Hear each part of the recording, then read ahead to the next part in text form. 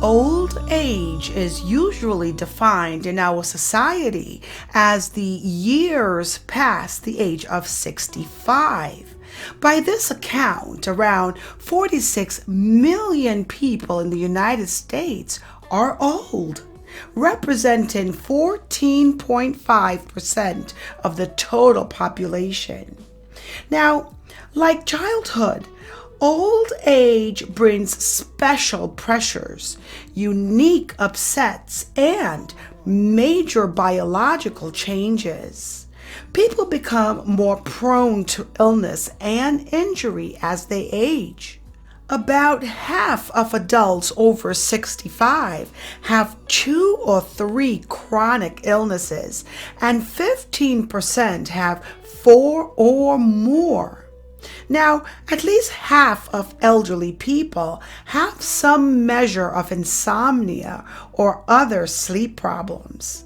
In addition, elderly people are likely to be contending with the stress of loss, the loss of spouses, friends, and adult children, of former activities and roles, of hearing and vision. Many lose their sense of purpose after they retire. Some also have to adjust to the loss of favored pets and positions. As many as 50% of the elderly would benefit from mental health services, yet fewer than 20% receive them. Depression is one of the most common mental health problems of older adults. The features of depression are the same for elderly people as for younger people. Anxiety is also common among the elderly. At any given time, as many as 11% of elderly individuals in the United States experience at least one of the anxiety disorders. Surveys indicate that generalized anxiety disorder is particularly common. There are many things about aging that may heighten the anxiety levels of certain people. Decline in health, for example, has often been pointed to, and in fact, older persons who have significant medical illnesses or injuries report more anxiety than those who are healthy or injury-free.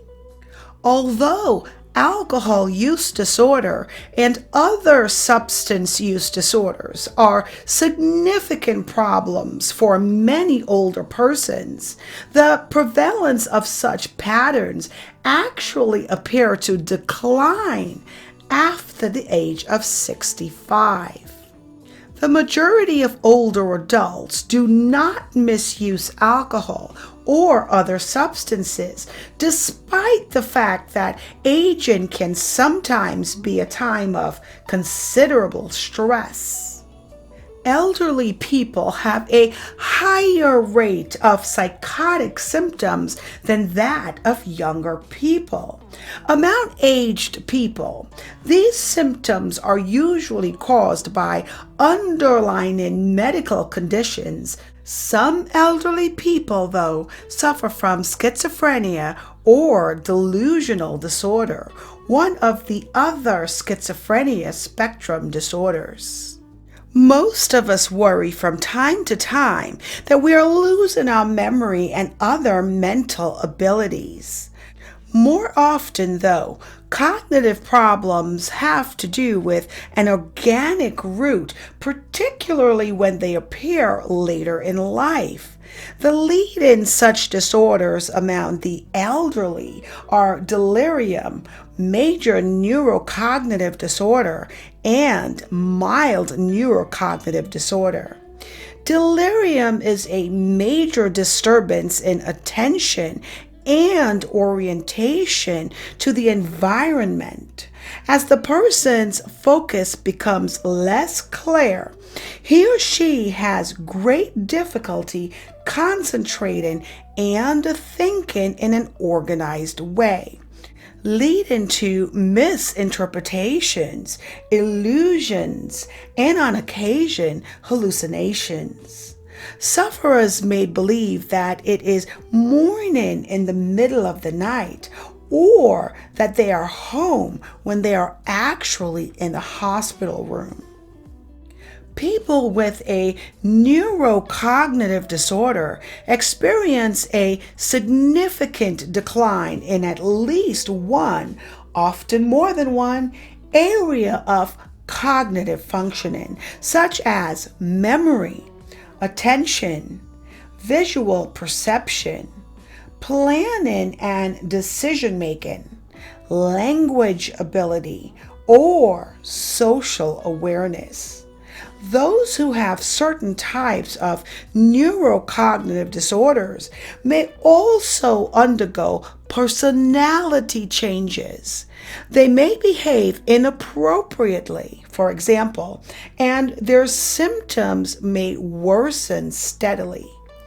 If a person's cognitive decline is substantial and interferes significantly with his or her ability to be independent, a diagnosis of major neurocognitive disorder is in order. If the decline is modest and does not interfere with independent functioning, the appropriate diagnosis is mild neurocognitive disorder. There are currently 47 million people with neurocognitive disorders around the world. Alzheimer's disease is a gradually progressive disease in which memory impairment is by far the most prominent cognitive dysfunction. Technically, sufferers receive a DSM-5 diagnosis of mild neurocognitive disorder due to Alzheimer's disease. Although some people with this disease may survive for many as 20 years, the time between onset and death is typically 3 to 8 years. It usually begins with mild memory problems, lapses of attention, and difficulties in language and communications. As symptoms worsen, the person has trouble completing complicated tasks or remembering important appointments. Eventually, sufferers also have difficulties with simple tasks, forget distant memories, and have changes in personality that often become very noticeable. For example, a gentle man may become uncharacteristically aggressive. People with Alzheimer's disease may at first deny that they have a problem, but soon become anxious or depressed about their state of mind. Many also become agitated. At least 17% of them develop major depressive disorder. Treatments for the cognitive features of neurocognitive disorders have been at best modestly helpful. A number of approaches have been applied, including drug therapy, cognitive behavioral interventions, support for caregivers, and sociocultural approaches. None of these interventions stopped the progression of the disorder. As the study and treatment of elderly people have progressed, 3 issues have raised concerns among clinicians. The special problems faced by elderly members of racial and ethnic minority groups, the inadequacies of long-term care, and the need for a health maintenance approach to medical care in a world of aging. Just a half century ago, mental health professionals focused relatively little on the elderly. But like the problems of children, those of aging people have now caught the attention of researchers and clinicians. Current work is changing how we understand and treat the psychological problems of the elderly. No longer do clinicians simply accept depression or anxiety in older people. They are now making important discoveries on a regular basis. To date, this research has largely focused on the biological aspects of the disorders, but the disorders have such a powerful impact on patients and their families that psychological and sociocultural investigations are also now growing by leaps and bounds.